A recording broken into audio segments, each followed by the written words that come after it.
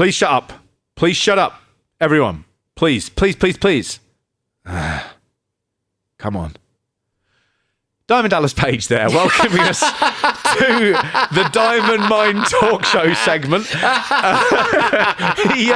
He didn't realise his mic was live, and the commentators this time have been told to be quiet when he speaks. Ladies and gentlemen, Diamond Dallas Page is standing by. Let's now go. Please shut up. To the Diamond Mine. Shut up, everyone. Please.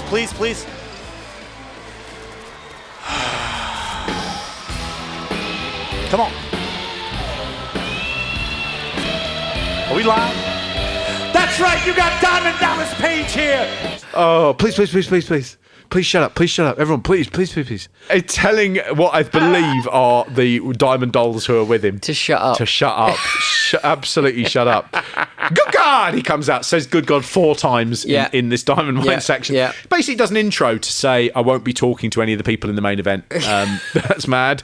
But then he introduces, he is Twisted Steel, he's sex appeal, good God! Diamond Stud! And out comes Scott Hall. Yeah. Looking very much like Razor Ramon. Yes. But his character was the Diamond Stud. Right, okay. The Diamond Stud was the idea that Diamond Dallas Page would manage someone, and he had the Diamond Stud. A play obviously on like a diamond stud on a tie or a cufflink, who knows. But what he looks like here is he looks like Razor Ramon. Yeah. There was nothing else behind the name Diamond Stud as a gimmick. He was just Scott Hall. When he comes out and he flicks the toothpick, you go, he doesn't know that he's going to be Razor Ramon. Yeah. But he's just Razor Ramon. Yeah. Introducing first, from the Diamond Mine, weighing 298 pounds. And instead, they've given him a different name, and they're like, you don't have any backstory. It's just madness. It's madness. He's got a fully realised gimmick, but it's like a pupa, like a butterfly. You're seeing the pupa, and you're going, it's perfect, and I know what's going to happen. But the pupa has no idea. And there he is coming out, Razor Ramon, flicking the thing. And he's gigantic. He's huge. I genuinely thought that it wasn't actually Razor Ramon. Yeah. I was like, is that just someone... Did they give Razor Ramon the tick? Because it looks like him, but he just looks bigger. He does look like a big. big He boy. looks very big. He was always... he'd been around for a lot of years, Scott Hall. Right. I think he was called Cowboy Scott Hall in the AWA. That surprises me. But he had a Magnum TA tash. Oh, okay, yeah. And so he had very much that mid-80s pin-up look. Yeah. By the time you get here, he's just like, I'll probably not be a cowboy anymore. I'll probably get rid of my brown moustache. Yeah. And what I'll become is I will become, I don't know if there's a name for it, but I'll flick a toothpick and I imagine I'd have a Cuban accent if I was to speak. I am a man who works in a factory that has a lot of sparks in Miami. Yeah, exactly that. I work with sheet metal. But they've just said to him, you're going to be the Diamond Stud. Yeah. And he's like, I tell you what, I'll dress as Razor Ramon, a character which doesn't exist yet, and this Diamond Stud, which has nothing behind it, will just be the front for a gimmick that as yet no one has come up with. How does that fucking work? I mean, we don't know how Razor Ramon hard gear works in Japan, so I mean, maybe they've got an argument to say that Razor Ramon didn't know what Razor Ramon was. If any wrestlers are listening to this, I would very much like to see a Diamond Stud hard gay. I think people should do every stage of Scott Hall's career and just add the names hard gay to the end of it. Certainly. いけるかな無理じゃない俺を信じてくれないける生きにならいけるなおいったおどうだいけるのかオッケー大成功打倒平野レミフォーDDP announces he's looking for a personal studette for Scott Hall. Yeah. I'll show you what you have to do to audition. Good God, he says. And the girls just sort of stroke his chest. DDP says it's going to be hunkasteria. What? Hunkasteria. Whoa, now. Like hysteria? Hunkasteria? Hunkasteria. Hunkasteria. Yeah. I mean... It's too many... He's added in... There's too many syllables. There are. He's had a nightmare. This, again, is the thing that if you are a fan of WCW and you come to see the wrestling, you don't want to see two men talking about, you could be the next diamond studette. Yeah. It's just, there is a funny thing, and I certainly felt this when I was watching this around the time. I don't like the sexual element being introduced into wrestling. No. I don't like people constantly going, I'm ready for, and then Rick Rude did it, but Rick Rude did it in, basically his big thing was he wanted to kiss your wife. Yes. That's funny as fuck. That was... When they're hinting with a load of strippers behind them and Diamond Dallas Page, like a sleazy bar owner, is going, I'm going to find a studette and you can audition for it, and this is what you have to do. Yeah. You sort of just go, why is this? What is that? Am I going to get in trouble for watching this? This is like I'm on a train 1991's again. dark web, And then it ends, and Diamond Dallas Page imagines, of course, they'll fade my mic out. Not in time. Girls, come here. It's a very dark section. Oh, dear. And you want to know why we're here in the diamond mines and everything is going to be fine and wide? Because He's Diamond Dallas Page! and you're not. See ya! Let's go. Hey, girls, come here. We did 20 ticks, and that was the best one.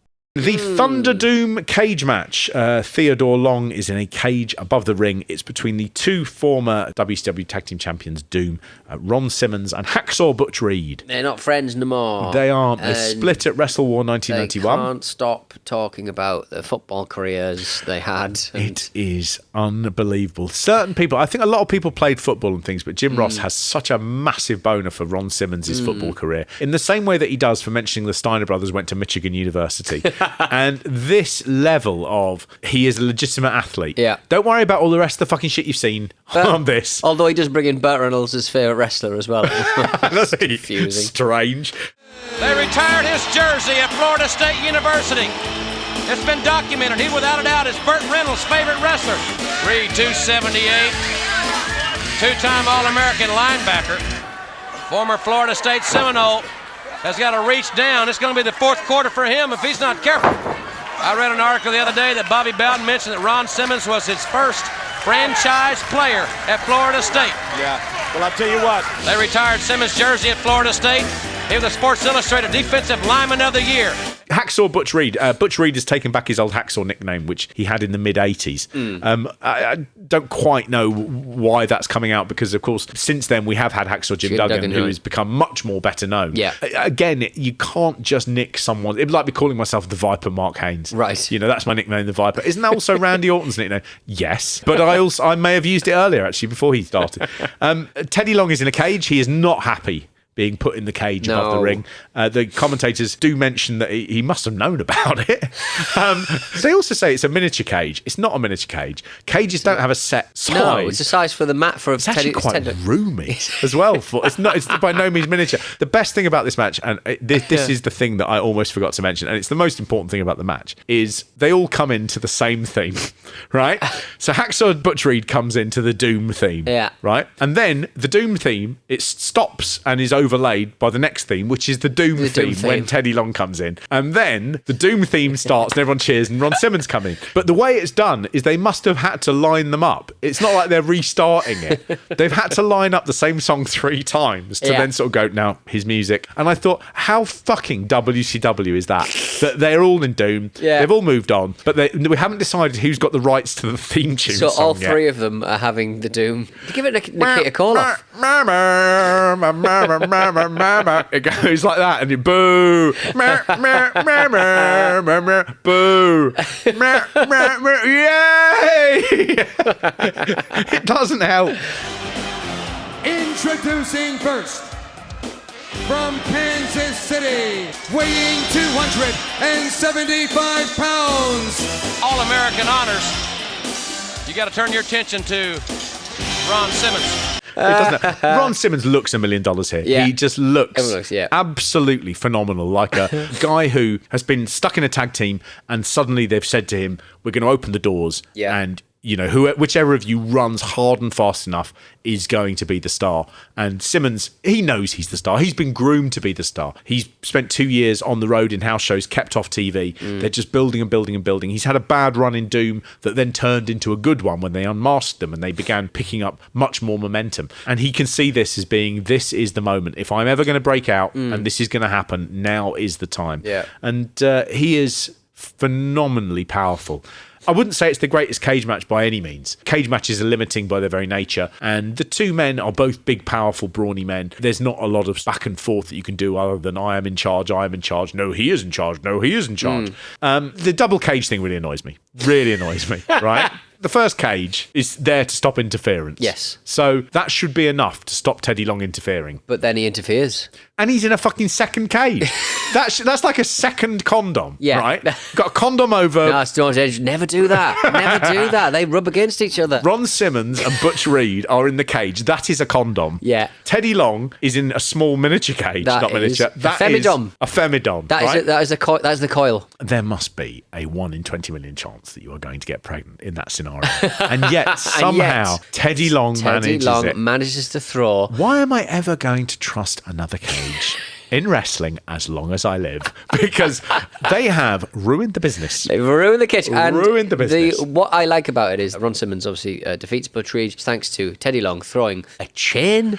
It's not really clear what it is. It looks like a white plastic child lock that you put on cupboards to stop children getting at your pans. There's a thrown in. Kids want your pans.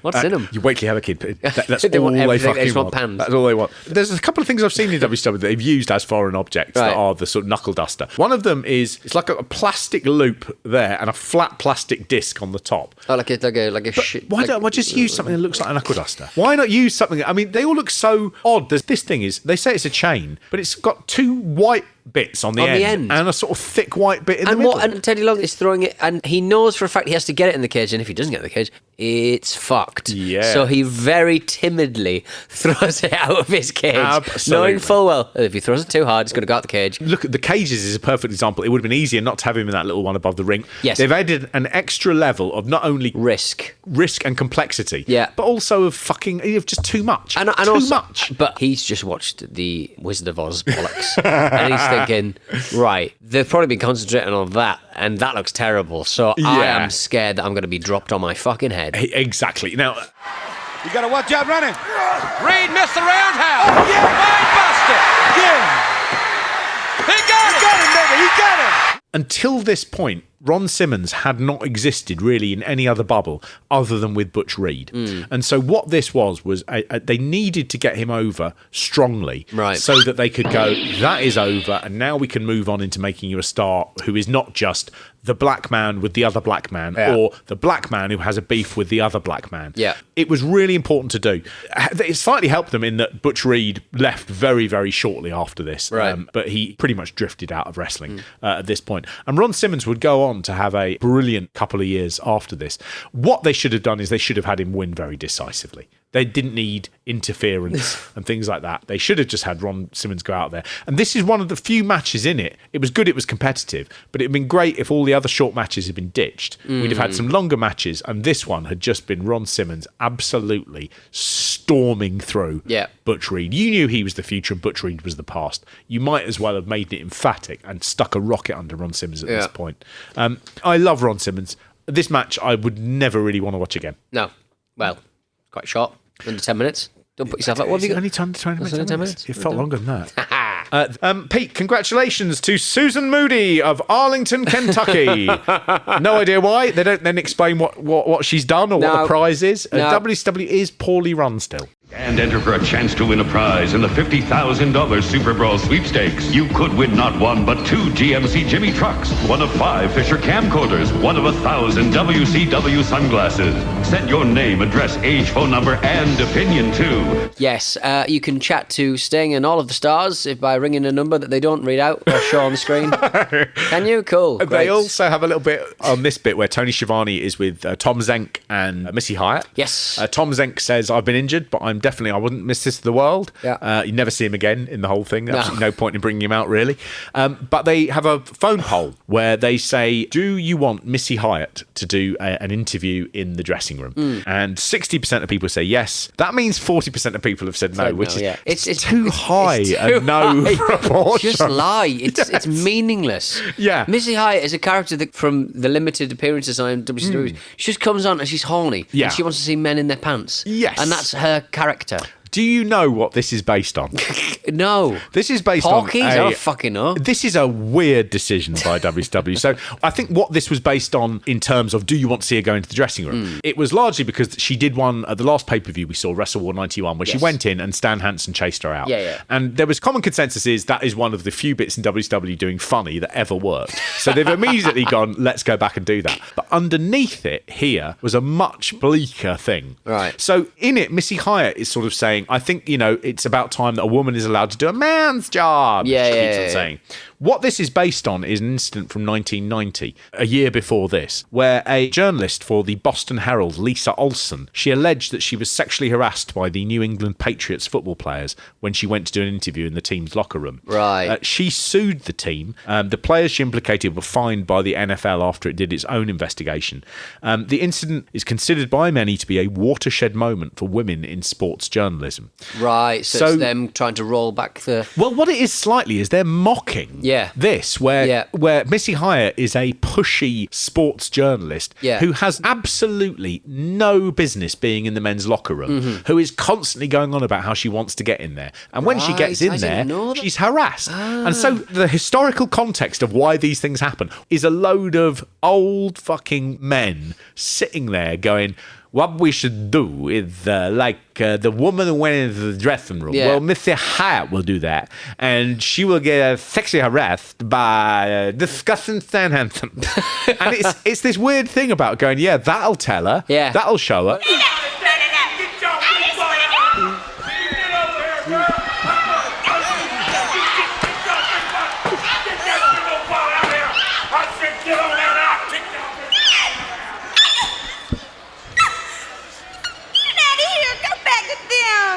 There is my favourite bit in the whole of SuperBrawl here, and fuck knows why the WWE haven't done anything about this. Is after this bit where she's saying, a woman deserves to be in the locker room. It cuts to a bloke in the front row. He's got a moustache, and he's cheering. And when he sees, obviously, the red light of the camera coming in, he starts miming a massive blowjob. So he's going, and it's just him.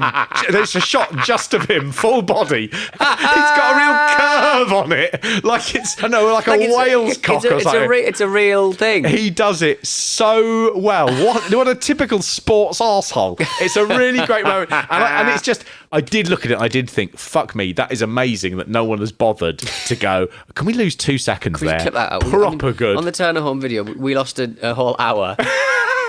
He's probably still in there. I would genuinely buy a Turner Hole video that is just that sort of 4 seconds of the man doing that blowjob thing slowed down over 3 hours. Had a big installation. Are we on a new frame yet? It's the sort of thing you would see in the theatre around about the turn of the century. It's a lot of fun. Those things, though, you look back on that. Can you name a single question that was asked in the history of the children's programme going live? Right? Yes, I can. Yes, you can. Okay, Elliot, what's your question? I'd like to ask 5-star where they're so fucking crap. They're fucking... Thanks very much, Elliot. Could you name 2? No. No. Right? The naughty stuff. I remember Macho Man Randy Savage flirting with Sarah Green quite a lot. Yes. Actually, I can remember 2. There was, I think, Matt Bianco who asked, why are you so shit? Right. As were 5-star. So I think that happened twice. You're through to Matt Bianco. Hello, Matt Bianco. You're a bunch of wankers. But it was essentially the same gag. Question, yeah. But it just reminds you, if you get the opportunity, if there's ever a camera on you, it is your job to basically, you have to reel in the person behind the camera by pretending you're doing what you're supposed to. And the second they've taken half a step towards you, you start going, fuck off. And when I die, the last thing I think of will be that, and I will go, I've had a good life. Oh, wrestle me, Mark. Wrestle me, babe.